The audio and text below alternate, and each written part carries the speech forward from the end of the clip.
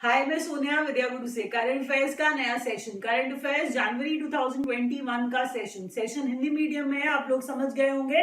अगर आप इंग्लिश में सेशन देखना चाहते हैं, if Hindi is not comfortable, switch to the English session. That English session is for our South Indian students, is for our students from Northeast India, those who are unable to understand Hindi well. अब हिंदी के session को continue करते हुए आपको बता दूं, बहुत सारे बच्चे इंग्लिश का सेशन देखने आते हैं, इसीलिए बार बार ये बात बोलनी पड़ती है कि ये सेशन बाइलिंगुअल है। क्वेश्चन इंग्लिश में आएगा, मैं हिंदी में एक्सप्लेन करूंगी, ट्राई करूंगी जितना ज्यादा से ज्यादा आपको समझा पाऊं। अगर आपको समझ में आ जाए सब कुछ तो प्लीज लाइक का बटन दबा देना, ताकि मैं और सेशन और मेहनत करके आपके लिए ला पाऊं।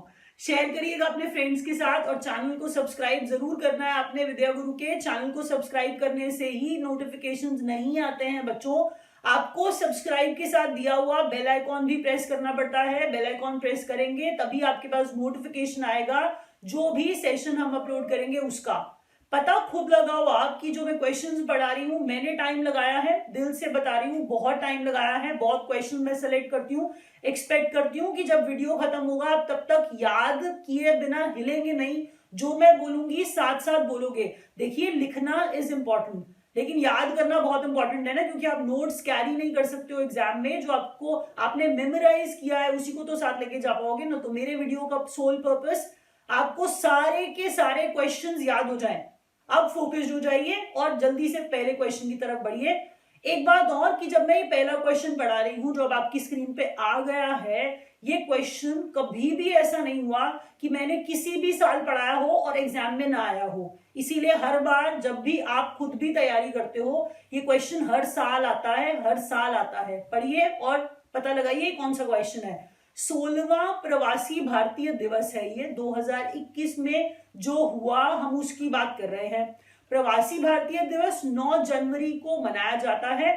9 जनवरी को ऑब्जर्व किया जाता है, जिसके अंदर हम किसी को चीफ गेस्ट बुलाते हैं, उस इंसान का नाम, और अगर कोई थीम रखा गया हो तो उस थीम को याद करना आपके लिए बहुत इंपॉर्टेंट है। तो 9 जनवरी ये बहुत कॉमन इंफॉर्मेशन है, ये सबको पता होती है कि 9 जनवरी को प्रवासी भारतीय दिवस मनाया जाता है। तो इनका नाम है चंद्रिका प्रसाद संतोखी। चंद्रिका प्रसाद संतोखी इनका नाम है। कहीं कहीं पर चंद संतोखी करके, चांद संतोखी करके इनको लिखा जाएगा। आप चिंता मत करिएगा, नाम वही है। पूरा नाम मैं आपको जो बता रही हूं वो ये है, चंद्रिका प्रसाद संतोखी, जो कि प्रेसिडेंट है सूरीनाम के। एक्चुअल में president of Republic of Suriname बोलेंगे हम, तो सूरीनाम के प्रेसिडेंट हैं जो चीफ गेस्ट होंगे प्रवासी भारतीय दिवस पर, मतलब थे। तो जब बात करेंगे थीम की, एग्जाम में आती है, हर बार आती है, प्लीज सुन लीजिए। कॉन्ट्रीब्यूटिंग टू आत्मनिर्भर भारत, कॉन्ट्रीब्यूटिंग टू आत्मनिर्भर भारत, ये थीम था हमारे इस साल के प्रवासी भारतीय दिवस का। अगला क्वेश्चन देखिए जरा। जीडीपी ग्रोथ, अच्छा ये ना इंडिया का ऑफिशियल डेटा है, ये आपको याद रखना है। यहाँ पर जब मैं बोलूं एस्टिमेट बताया गया, तो हम 2020 से 2021 की ही बात कर रहे हैं ना, जो अभी चल रहा है हम उसी की बात कर रहे हैं। और ये कह रहे हैं हम, ये किसी ने कहा नहीं है कि वर्ल्ड बैंक ने कुछ बोल दिया, आपने कहा IMF ने कुछ बोल दिया। हम कह रहे हैं ये NSO का, इंडिया का अपना जीडीपी का डेटा है ये, कि जीडीपी ग्रोथ जो है एडवांस एस्टिमेट, इसका एडवांस एस्टिमेट मतलब आपको ये बताया जा रहा है कितना होगा। तो 2020-2021 के लिए -7.7%। आपको ना ये बात इससे भी पता चलेगी कि हालत कितनी खराब है जीडीपी की, कि -7.7% का जब एस्टिमेट लगाया जा रहा है, आप लोअर पॉइंट पढ़ोगे आपको ये पता चलेगा कि एक्चुअल में कितना खराब हाल है। अब जरा ना यहाँ पर ध्यान से पढ़िए कि इंडिया का पर कैपिटा जीडीपी 2020-21 का एस्टिमेट, यहाँ पर हम आय की बात कर रहे हैं, इनकम की बात कर रहे हैं कि एक हाउस होल्ड है, मतलब एक पर कैपिटा की जब हम बात करते हैं, हम कह रहे हैं कि अगर कोई इंसान है, रह रहा है इंडिया में, तो उसको हम कंसिडर करते हुए पर कैपिटा जीडीपी एनुअल है, ये ध्यान रखना है आपको।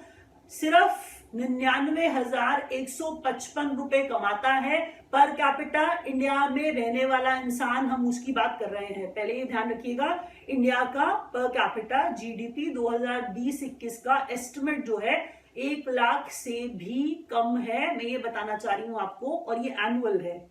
अगले क्वेश्चन की तरफ बढ़ते हैं, जरा देखिए। सारे क्वेश्चन आने वाले हैं, आप खुद समझ रहे हैं, इसीलिए ध्यान दीजिए एक एक क्वेश्चन पर, कुछ भी स्किप मत करिएगा, सारे के सारे क्वेश्चन आएंगे। World's largest floating solar energy project to come up at, अब लार्जेस्ट है और वर्ल्ड्स लार्जेस्ट है। पहले आपको बताऊं, हम नर्मदा रिवर की बात करने वाले हैं, हम मध्य प्रदेश की बात करने वाले हैं, तो आप समझ जाएंगे कि जब वर्ल्ड का है और इंडिया में कुछ ऐसा बन रहा है तो हमारे एग्जाम्स में आने की पॉसिबिलिटी और बढ़ जाएगी। तो आप सुनिए, वर्ल्ड का largest floating solar energy project कहां बनने वाला है? हम कह रहे हैं, पहले तो ये ओमकारेश्वर डैम है। क्या है ये? ओमकारेश्वर डैम है। अब मेरे को ये पता है, अब आधे बच्चे इसमें ओमकारेश्वर धाम पढ़ दोगे, ये ओमकारेश्वर डैम है एक्चुअल में नर्मदा रिवर, क्योंकि नाम ऐसे ही पढ़ा जाता है इसलिए थोड़ा सा मैं ऐसा बोल रही हूँ, बट ये डैम है, हम बांध की बात कर रहे हैं। और डिस्ट्रिक्ट जो है ना, जहां पर ये बनने वाला है, आने वाला है, अगर हम प्रिसाइजली इसको पढ़ना चाहते हैं कि एकदम एग्जैक्ट बात करो कि कहाँ पे आने वाला है, तो ओमकारेश्वर डैम जो है नर्मदा नदी पर, मैंने ये बोल दिया पहले आपको। दूसरा मैंने बोला खांडवा डिस्ट्रिक्ट है ये, और खांडवा मध्य प्रदेश की बात हो रही है। जब हम नर्मदा को भी जोड़ते हैं तो क्या हम नर्मदा को सीधा सीधा मध्य प्रदेश से नहीं जोड़ देते हैं? बिल्कुल जोड़ देते हैं, इतना हमें सबको आता है। तो हम कह रहे हैं कि मध्य प्रदेश का खांडवा डिस्ट्रिक्ट है जहां पर ओमकारेश्वर डैम नर्मदा नदी पर। खास बात यह है कि ये वर्ल्ड का largest floating solar energy plant मतलब प्रोजेक्ट है। कैपेसिटी सुनिए, कैपेसिटी जो हम कह रहे हैं ये 600 मेगावाट इसकी कैपेसिटी बताई जा रही है। अगला क्वेश्चन देखिए। अब हम बात कर रहे हैं कुछ ऐसे लोगों की जिनकी हाल फिलहाल डेथ हो गई और वो क्या इंपॉर्टेंट रैंक्स रख रहे थे, मतलब हम कह रहे हैं कि उन्होंने कौन कौन से इंपॉर्टेंट पोजीशंस हैंडल किए थे। तो जब आपके एग्जाम में पूछा जाए कि माधव सिंह सोलंकी जो है, जिनकी हाल फिलहाल डेथ हुई है एक्चुअल में, वो गुजरात के सीएम रह चुके थे, गुजरात के चीफ मिनिस्टर रह चुके थे। Also served as India's external affairs minister. तो आप ये सोचिए कि इन्होंने एक्सटर्नल अफेयर्स मिनिस्टर, विदेश मंत्री की तरह भी काम किया था। तो ये कितनी इंपॉर्टेंट पर्सनालिटी थे जिनकी हाल फिलहाल डेथ हो गई। इंडिया के फॉर्मर होम मिनिस्टर जिनकी अभी डेथ हुई वो बूटा सिंह के बारे में आपने सुना होगा, बहुत ज्यादा इनके बारे में लिखा जा रहा था सोशल मीडिया पर भी। तो बूटा सिंह भारत के, मतलब हम कह रहे हैं, रह चुके थे होम मिनिस्टर भी, जिनकी हाल फिलहाल डेथ हुई है। इसके बाद आपको बता दूं एक और इम्पोर्टेंट बात कि ये बिहार के गवर्नर भी रहे थे बूटा सिंह जी। तो बूटा सिंह जी और साथ में माधव सिंह सोलंकी, इनकी डेथ हुई है। अगले क्वेश्चन की तरफ बढ़ते हैं। बस इनका आपको याद रखना है कि ये कौन से स्टेट के, या फिर जब ये minister of parliament, member of parliament थे, तो ये किन पोजीशंस को हैंडल कर रहे थे। अगले क्वेश्चन की तरफ जब बढ़े तो अब हम यहाँ पे कुछ इंपॉर्टेंट डेज देखने वाले हैं। इंपॉर्टेंट डेज में हम बात करेंगे, जैसे नेशनल यूथ डे से हम स्टार्ट करेंगे। तो नेशनल यूथ डे 12 जनवरी को ऑब्जर्व किया जाता है। एक्चुअल में जो नेशनल यूथ डे है, अगर आप इसको याद करना चाहते हो तो नीचे जो मैंने लिखा है ना, उस पॉइंट को अगर आप पढ़ोगे ना, तो वैसे तो आपको थोड़ा समझ में आ जाएगा, लेकिन नेशनल यूथ डे 12 जनवरी को ऑब्जर्व करने का कारण ये था कि ये स्वामी विवेकानंद जी की बर्थ एनिवर्सरी होती है। स्वामी विवेकानंद जी की बर्थ एनिवर्सरी है 12 जनवरी। तो 12 जनवरी उन्हें हम यूथ आइकन मानते हैं, इसीलिए नेशनल यूथ डे उन्हीं की बर्थ एनिवर्सरी पर 12 जनवरी को ऑब्जर्व करते हैं। एक अच्छी बात, अब 12 जनवरी आपको याद हो जाएगा। 12 जनवरी मेरे हिसाब से याद हो जाएगा। मैंने क्या बोला आपको? 12 जनवरी इसलिए क्योंकि स्वामी विवेकानंद जी का बर्थ एनिवर्सरी होता है, इसीलिए 12 जनवरी को यूथ आइकन स्वामी विवेकानंद जी के बर्थ एनिवर्सरी पे नेशनल यूथ डे मनाते हैं। जब अगले पॉइंट की तरफ नीचे बढ़े तो अब हम नीचे पढ़ते हैं, क्या लिखा है कि पीएम ने एड्रेस किया नेशनल यूथ पार्लियामेंट फेस्टिवल। जब ना मैं ऐसी चीज सेकंड वाली पढ़ाऊंगी तो आप थर्ड पॉइंट और सेकंड पॉइंट पक्का सेम समझ लोगे, और आप उसके बाद बोलोगे आप पहले 12 जनवरी बोलते हो और अब 12 से 16 बोल रहे हो। पहले आप ध्यान से पढ़िए कि लिखा क्या है, वहां पर कुछ शब्दों का हेर फेर है, दो अलग अलग चीजें हैं, ऑल्दो रिलेटेड है बट है दो अलग अलग फेस्टिवल। लिखा है कि पीएम ने एड्रेस किया नेशनल यूथ पार्लियामेंट फेस्टिवल को। National youth parliament festival, parliament festival है, वर्ड पे ध्यान दीजिए। 12 जनवरी को ऑब्जर्व किया गया था। फिर हम कह रहे हैं नेशनल यूथ फेस्टिवल, वो नेशनल यूथ पार्लियामेंट फेस्टिवल है लेकिन वो नेशनल यूथ फेस्टिवल है। तो दो अलग अलग हम सेलिब्रेशंस की बात कर रहे हैं, रिलेटेड है लेकिन अलग है। नेशनल यूथ फेस्टिवल है, सेलिब्रेट किया जाता है हर साल, हम ये कह रहे हैं 12 से 16 जनवरी को, तभी तो यूथ डे 12 को, और 12 से 16 हम कह रहे हैं कि नेशनल यूथ फेस्टिवल मनाते हैं, और फिर हम कह रहे हैं कि जो पीएम ने एड्रेस किया 12 तारीख को, वो नेशनल यूथ पार्लियामेंट फेस्टिवल को एड्रेस किया। अगला क्वेश्चन देखिए।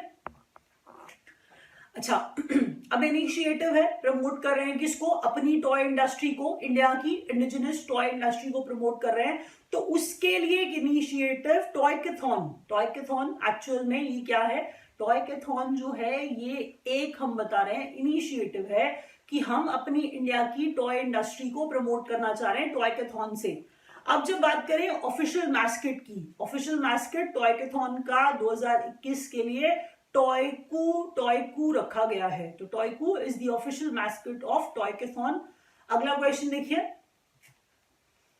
अच्छा, अब आरबीआई के बारे में बात करेंगे, आरबीआई के बारे में बात करेंगे, क्वेश्चन बहुत इंपॉर्टेंट है, तो अब आप ध्यान से सुनोगे, ये एग्जाम में पक्का आ जाएगा, देख लीजिएगा क्वेश्चन कितना इंपॉर्टेंट है, ये पढ़ने के बाद समझिएगा। सुनिए, पहले पढ़ते हैं कि एडवाइजरी काउंसिल है, एडवाइजरी काउंसिल है किसके इंप्लीमेंटेशन के लिए एडवाइजरी काउंसिल, और कौन सी एडवाइजरी काउंसिल, हम कह रहे हैं बीपी कानून गो एडवाइजरी काउंसिल है। किसके ऊपर है ये, किसको इंप्लीमेंट कराना है, आरबीआई का पेमेंट इंफ्रास्ट्रक्चर डेवलपमेंट फंड है, आरबीआई का payment infrastructure development fund scheme है, पीआईडीएफ करके लिखा जाएगा। एग्जाम में अगर पीआईडीएफ की फुल फॉर्म आ जाएगी तो आपको पहले से पता होगा, अच्छे बच्चे की तरह पूरा याद करिएगा कि पेमेंट्स इंफ्रास्ट्रक्चर डेवलपमेंट फंड है, पीआईडीएफ है, ये पीआईडीएफ फंड स्कीम है। हम कह रहे हैं ये इसको इंप्लीमेंट कराने के लिए एडवाइजरी काउंसिल बीपी कानूनगो एडवाइजरी काउंसिल है।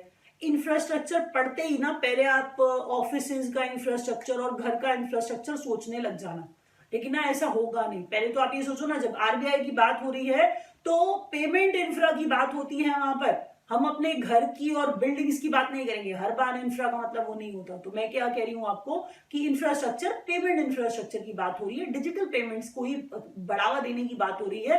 तो पीआईडीएफ से कुछ डर मत जाना, फुल फॉर्म बस याद कर लेना कि payments infrastructure development fund scheme है, बीपी कानूनगो एडवाइजरी काउंसिल है जो इसको इंप्लीमेंट कराने के लिए काम करेगी, एडवाइजरी मतलब हैंडल करेगी, एडवाइस देगी, सजेशंस देगी। जब नीचे वाला पॉइंट आप पढ़ोगे पीआईडीएफ को और एक्सप्लेन करेंगे कि पेमेंट इंफ्रास्ट्रक्चर डेवलपमेंट फंड जो है ये इंक्रीज करेगा number of acceptance devices multifold, multifold का मतलब मेनी टाइम्स, बहुत ज्यादा बढ़ा देगा। किसको बढ़ा देगा, अब जरा सुनिए, पेमेंट इंफ्रास्ट्रक्चर डेवलपमेंट फंड जो है नंबर ऑफ एक्सेप्टेंस डिवाइसेस को बढ़ा देगा। कि डिवाइसेस का मतलब भी समझ जाइए हम क्या कहना चाह रहे हैं कि आप डिजिटल पेमेंट्स के लिए आप पॉस पर भी स्वाइप करा पाते हो, आप क्यूआर कोड से भी पेमेंट कर पाते हो, आप ऑनलाइन इंटरनेट बैंकिंग से भी पे कर पाते हो, अब जो कार्ड है उसको आप बिना टच किए भी पे कर पाते हो। तो ये सारे के सारे क्या है, पेमेंट मेथड्स हैं।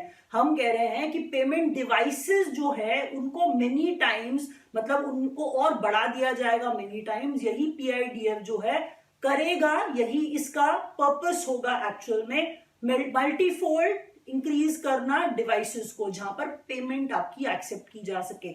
अब पीआईडीएफ के बारे में और बात करें तो आगे बढ़ते हैं और ये सुनते हैं कि जो पीआईडीएफ आरबीआई की स्कीम है इसका वैलिडिटी बताया है। तो वैलिडिटी इसका 3 साल एक्चुअल में बोला, वैलिडिटी 3 साल इसका बताया, लेकिन कहा जा रहा है कि 2 साल के लिए इसको एक्सटेंड भी किया जा सकता है अगर जरूरत पड़ेगी तो। लेकिन जो 3 साल है, जो वैलिडिटी है इसकी वैलिडिटी 1 जनवरी 2021 से स्टार्ट की गई है, तब से 3 साल गिनना स्टार्ट करिए कि पीआईडीएफ आपके पेमेंट रिसीव करने के लिए जो डिवाइसेस है उसमें कितना जंप लेके आता है। एनुअल टारगेट रखा गया है पैन इंडिया देश के लिए 30 लाख टच पॉइंट्स का, उनको ऐड करना है, 30 लाख टच पॉइंट्स को ऐड करना है। अब आप टच पॉइंट सुनोगे पहले डर जाओगे कि मैम पता नहीं क्या क्या बोलती जा रही है। टच पॉइंट्स का मतलब मैं सिर्फ इतना कह रही हूँ, आप वही बात समझिए ना कि आप पेमेंट करते हो, जो बात मैं पहले बोल रही थी अभी वही बात बोल रही हूँ कि टच पॉइंट्स का मतलब आप स्वाइप करते हो कार्ड, वो भी टच पॉइंट है, आप क्यूआर कोड से पेमेंट करते हो वो भी टच पॉइंट है, आप ऑनलाइन पेमेंट करते हो वो भी एक टच पॉइंट है। तो इतने तरह के पेमेंट मोड्स ले आएंगे, 30 लाख टच पॉइंट्स ले आएंगे, ये इनका एनुअल टारगेट है, जिसमें कहते हैं कि 10 लाख फिजिकल और 20 लाख जो है वो डिजिटल पेमेंट एक्सेप्टेंस डिवाइसेस हैं जो ऐड करनी है 1 साल में एनुअल टारगेट है ये, और कहा गया है कि अगर आप 3 साल से ज्यादा भी बढ़ाना चाहते हो इस PIDF का स्कीम का टारगेट मतलब टाइम, तो आप 2 साल और भी बढ़ा सकते हो। अगले क्वेश्चन की तरफ बढ़िए जरा। इंपॉर्टेंट डेज डिस्कस कर रहे थे, बीच में RBI की बात करने लगे और अब फिर से कुछ इंपॉर्टेंट डेज की बात करेंगे। तो जब हम बात करेंगे ना वर्ल्ड ब्रेल डे की, तो वर्ल्ड ब्रेल डे भी मैं हर साल पढ़ाती हूँ। लुई ब्रेल का बर्थडे होता है 4 जनवरी को। लुई ब्रेल आप जानते हैं, नाम से ही समझ गए होंगे कि लुई ब्रेल जो है उन्होंने ब्रेल के वो फाउंडर माने जाते हैं, तो उन्हीं के नाम पर ब्रेल जो है, ब्रेल मतलब जो ब्लाइंड बच्चों के लिए लैंग्वेज है ब्रेल, हम वो ब्रेल की बात कर रहे होते हैं कि कुछ बच्चे नहीं जानते हैं। तो वर्ल्ड ब्रेल डे 4 जनवरी को लुई ब्रेल के बर्थडे पर ऑब्जर्व करते हैं। वर्ल्ड हिंदी डे, अब यहाँ पे मैं हिंदी दिवस की बात नहीं कर रही हूँ, मैं वर्ल्ड हिंदी डे की बात कर रही हूँ, क्योंकि मैं हिंदी दिवस नहीं भी बोलती हूँ तो बच्चे कहते हैं मैम अब 14 सितंबर को पढ़ा के हटे हो अभी। नहीं, मैं वो 14 सितंबर वाले हिंदी दिवस की बात नहीं कर रही हूँ, मैं वर्ल्ड हिंदी डे की बात कर रही हूं जो 10 जनवरी को ऑब्जर्व किया जाता है। अब मैं यहाँ पर ना कुछ इंफॉर्मेशन अगर ऐड करूं तो आपको एक बात पता होनी चाहिए कि एक वर्ल्ड हिंदी कॉन्फ्रेंस जो पहले नंबर की, मतलब सिर्फ इंफॉर्मेशन ऐड करने के लिए कि जो मुझे याद आ गया बीच में आपको बताऊं कि शायद आपके काम आ पाए, कि पहली वर्ल्ड हिंदी कॉन्फ्रेंस जो है 1975 में नागपुर में हुई थी। First world Hindi conference, word याद रखिएगा, मैं नेशनल नहीं बोल रही हूँ, हिंदी दिवस नहीं बोल रही हूँ, फिर बोल रही हूँ आपको, फर्स्ट वर्ल्ड हिंदी कॉन्फ्रेंस जो है वो नागपुर में 1975 में मतलब पहली हुई थी। आर्मी डे जो है हम 15 जनवरी को ऑब्जर्व करते हैं। अगला क्वेश्चन देखिए, RBI का पैनल डिजिटल लेंडिंग के ऊपर डिजिटल लेंडिंग के ऊपर RBI का पैनल है, जयंत कुमार दास है। जयंत कुमार दास जो है ये RBI का पैनल डिजिटल लेंडिंग वाला इसे हैंडल कर रहे हैं। हम कह रहे हैं ये इसके हेड, मतलब जो इसको कमिटी को पैनल को हैंडल करेंगे। तो RBI panel on digital lending Jayant Kumar Das. यहाँ पर आपको ये बताऊं कि ये जो डिजिटल लेंडिंग की बात हम कर रहे हैं, और जब हम कोई ऐसी कमिटी और कोई पैनल ऐसा बना देते हैं कि हमने जयंत कुमार को इसका हेड बना दिया, तो ये कुछ काम करेंगे। तो ये क्या काम करेंगे? डिजिटल लेंडिंग के ऊपर, डिजिटल लेंडिंग की रेगुलेशंस के ऊपर जो क्या इंप्रूवमेंट लाना है, ऐसे सजेशंस आपको देंगे। क्वेश्चन इंपॉर्टेंट है, प्लीज याद रखिएगा। डिजिटल लेंडिंग के ऊपर RBI का पैनल हेड करेंगे जयंत कुमार दास, और मैंने कहा करेंगे क्या? To suggest regulations on digital lending.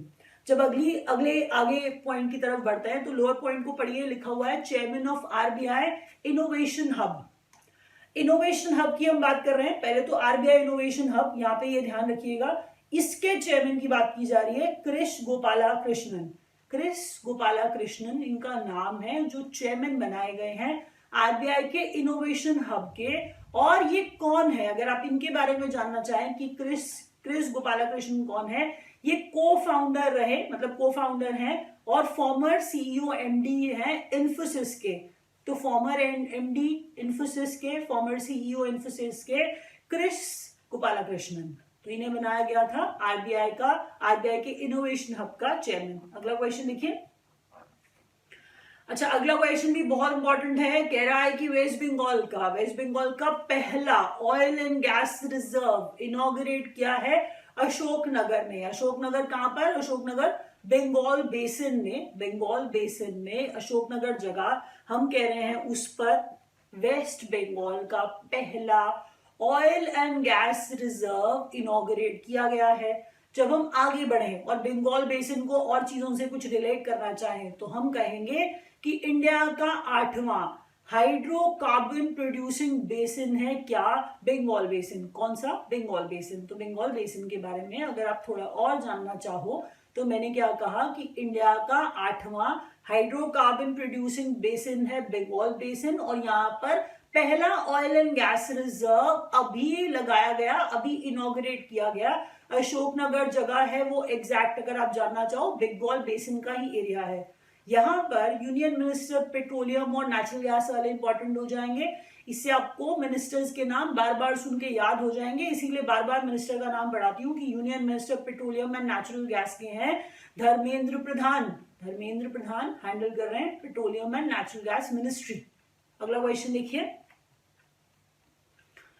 अच्छा, अब अर्बन कोऑपरेटिव बैंक, पहला अर्बन कोऑपरेटिव बैंक। अच्छा, अनाउंसमेंट जब होती है ना कि अर्बन कोऑपरेटिव बैंक को कुछ इंस्ट्रक्शंस फॉलो करनी है और ऐसी गाइडलाइंस, ऐसी नॉर्म्स फॉलो करके वो अपने आप को स्मॉल फाइनेंस बैंक में कन्वर्ट करा सकता है, तो ऐसा पहला बैंक इसीलिए इंपॉर्टेंट है क्योंकि पहला है। तो फर्स्ट बैंक जो कन्वर्ट करेगा उस स्कीम के, आरबीआई की उस स्कीम के तहत वॉलेंट्री ट्रांजिशन, अपने आप को अर्बन कोऑपरेटिव बैंक से स्मॉल फाइनेंस बैंक बना लेगा, वो बैंक है उत्तर प्रदेश से बिलोंग करता हुआ Shivalik mercantile cooperative bank. Mercantile नहीं बोल रही हूं मैं, मर्केंटाइल बोल रही हूं, आप प्रोनाउंसिएशन प्लीज ध्यान से सुनना।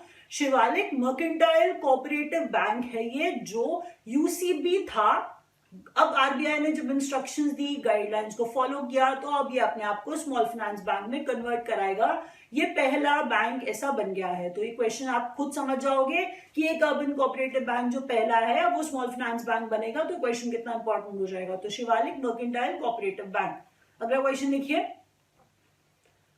नेचुरल गैस पाइपलाइन जिसे पीएम ने इनॉग्रेट किया है, तो आप कहेंगे ऐसा क्या बड़ा था? तो ये बड़ा ये है कि कोची से मंगलुरु तक, कोची मतलब केरला की बात कर रहे हैं, मंगलुरु बोले तो कर्नाटका की बात कर रहे हैं, तो केरला से कर्नाटका तक, मतलब कोची से मंगलुरु तक नेचुरल गैस कितनी बड़ी होगी जरा सोचिए। तो पाइपलाइन इनॉग्रेट किया है प्रधानमंत्री ने, जो गेल ने बनाई है। जो कंपनी ऐसी बड़ी पाइपलाइन लगा रही है तो वो कंपनी का नाम भी इंपॉर्टेंट हो जाएगा। तो गेल मतलब हम अपने पीएसयू की ही बात कर रहे हैं, तो गेल जो है उसके पीछे है जो ये नेचुरल गैस पाइपलाइन लगाया, जिसने कोची से मंगलुरु तक। अगर आगे बढ़ना चाहें, एक और प्रोजेक्ट जो मुझे इंपॉर्टेंट लगा वो ये था थूबल मल्टीपर्पज प्रोजेक्ट।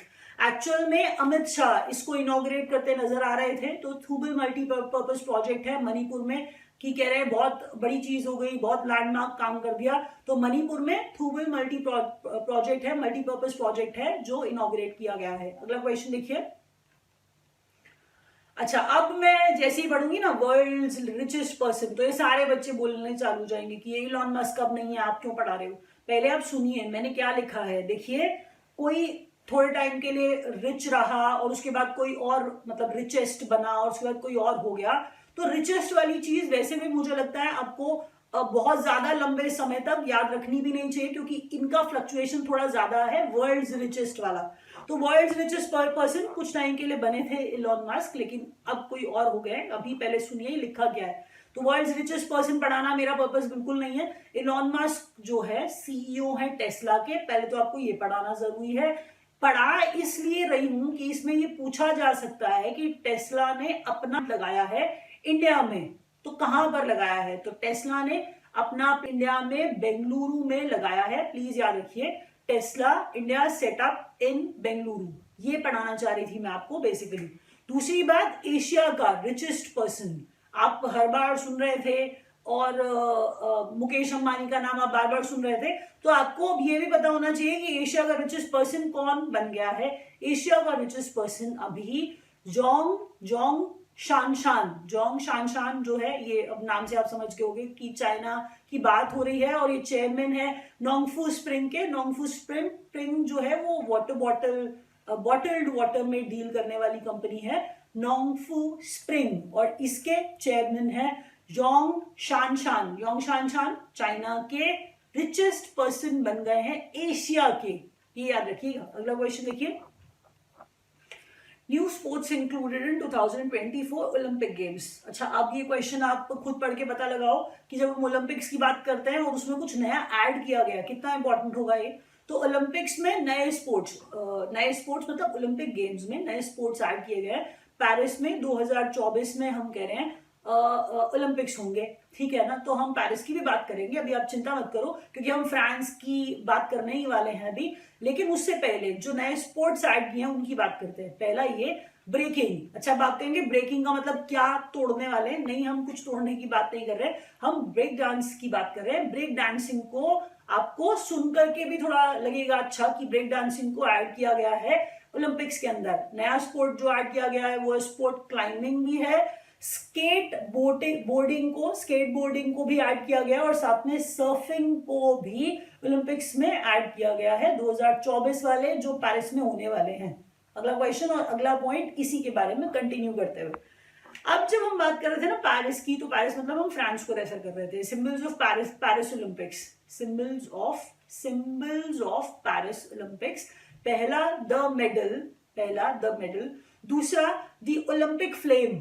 आपको ना आपकी स्क्रीन पे जो दिख रहा है, आप उसको पहले ध्यान से देखो कि हमने उसमें पेरिस 2024 जो बार बार लिखा है वो आपको दिमाग में याद करा के डालने के लिए अच्छे से कि 2024 में पेरिस पे ओलंपिक्स होने वाले हैं, जिसके लिए हमने सिंबल्स जो बताया आपको वो एक मेडल है, दूसरा ओलंपिक फ्लेम है, तीसरा है मैरियान जो है वो पर्सोनिफिकेशन है फ्रांस का पर्सोनिफिकेशन मतलब एक महिला की मूर्ति है, आप ये समझ लीजिए। एक्चुअल में फ्रेंच रेवोल्यूशन को दिखाती हुई मैरियान क्या है, फ्रेंच रेवोल्यूशन को दिखाती हुई, फ्रांस को पर्सोनिफाई करती हुई, फ्रांस को रिप्रेजेंट करती हुई ये मैरियान है जो आपके सामने पिक्चर है एक्चुअल में। इसीलिए आपको थोड़ा सिंबल से भी पता चल जाएगा कि मैरियान कैसी है। फ्रांस को रिप्रेजेंट करती हुई, उनकी लिबर्टी को, उनके अंदर इक्वालिटी को, सारी की सारी चीजें रिप्रेजेंट करती है मैरियान। तो मैरियान, मेडल और ओलंपिक फ्लेम, ये क्या है, सिंबल्स पेरिस ओलंपिक्स के। अगला क्वेश्चन देखिए, सिर्फ 2 दिन की पैन इंडिया ये बायनियल कोस्टल डिफेंस एक्सरसाइज थी। एक्चुअल में ना अलोंग द होल कोस्ट थी, मतलब ऐसा जो 7,516 किलोमीटर का हमारा कोस्ट लाइन है, 7516 किलोमीटर्स का हमारा कोस्ट लाइन है, मैं जिसमें मेनलैंड और आइलैंड वाली कोस्ट लाइन दोनों को ऐड कर रही हूँ।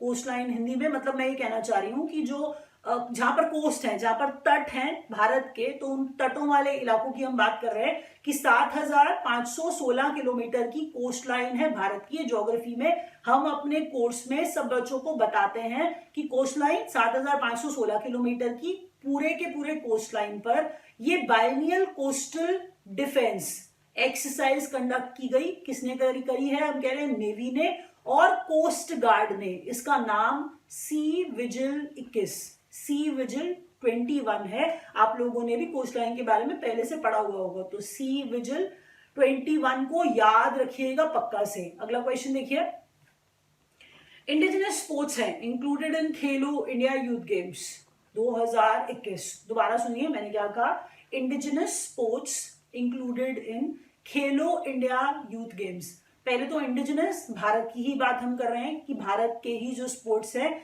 जिन्हें खेलो इंडिया यूथ गेम्स में हम जगह देने वाले हैं, तो जगह दे दी 2021 वाले में, तो हम कह रहे हैं वो पहले तो एक गटका है। अब आप गटका मेरे से पूछने लग जाना कि ये होता क्या है, तो गटका मैं वैसे ही बता रही हूँ। देखिए, कलरीपयट्टू नाम सुना होता है, थांगटा का नाम सुना होता है, मलखंबा का भी नाम सुना होता है। गटका एक्चुअल में हम बात कर रहे हैं, ये मार्शल आर्ट्स का इंडिया के या फिर आपका ये सिख मार्शल आर्ट्स का फॉर्म है। गटका एक्चुअल में पंजाबी वर्ड है जिसका मतलब वुडन स्टिक्स होता है। गटका स्वर्ड्स की जगह पे, क्योंकि आप जैसे गटका टाइप करते हो तो आपको स्वर्ड्स तलवारें दिखाने लग जाता है, बट गटका का मतलब वुडन स्टिक्स है। वुडन स्टिक्स से लड़ा जाता है मार्शल आर्ट्स, इंडिया का सिख मार्शल आर्ट, पंजाब में बहुत परफॉर्म किया जाता है। तो गटका को, कलरीपयट्टू को, थंगटा को और मलखंबा को खेलो इंडिया यूथ गेम्स में जगह देने की बात 2021 वाले में। चौथा खेलो इंडिया यूथ गेम्स जो है, अगर हम बात करें इसकी, तो इसका venue Haryana, Panchkula to be very precise, तो पंचकुला हरियाणा चौथे खेलो इंडिया यूथ गेम्स का वेन्यू। अगला question, country in focus at 51st IFFI। अच्छा, International Film Festival of India जो गोवा में कुछ फिजिकली कुछ वर्चुअली कंडक्ट कराने वाले थे। हम कह रहे हैं कि गोवा में होने वाला ये जो international Film Festival of India है, इसमें जो कंट्री ऑफ फोकस है वो बांग्लादेश है। ये बड़ा इंपॉर्टेंट क्वेश्चन है जो आपको बताना रह गया था कि कंट्री इन फोकस एट 51वें नंबर का IFFI हम कह रहे हैं गोवा में जो होने वाला है country of focus, country in focus, वहां पर बांग्लादेश रहेगी। अगला क्वेश्चन देखिए। अच्छा, अब जो है आज का आखिरी क्वेश्चन जहां से हम रैप अप करेंगे और आप ध्यान से सुनोगे। साइक्लोन जो है जिसने तमिलनाडु और कुछ पार्ट्स ऑफ केरला को हिट किया, उसका नाम बुरेवी। ये बहुत ज्यादा नोन नहीं है, बहुत ज्यादा बच्चों ने सुना भी नहीं होगा, लेकिन ये बुरेवी जो है इंपॉर्टेंट इसीलिए हो जाएगा क्योंकि आप हर किसी का नाम पहले से सुन लेते हो, लेकिन बुरेवी आया, तमिलनाडु को हिट किया और कुछ पार्ट्स ऑफ केरला को भी हिट किया। किसने? बुरेवी ने। यहाँ पे मैं रैप अप करूंगी। सेशन अच्छा लगा होगा तो लाइक कर दीजिएगा, और अगर नहीं समझ आया होगा तो आप इंग्लिश में सेशन देख लीजिएगा। Thanks for watching.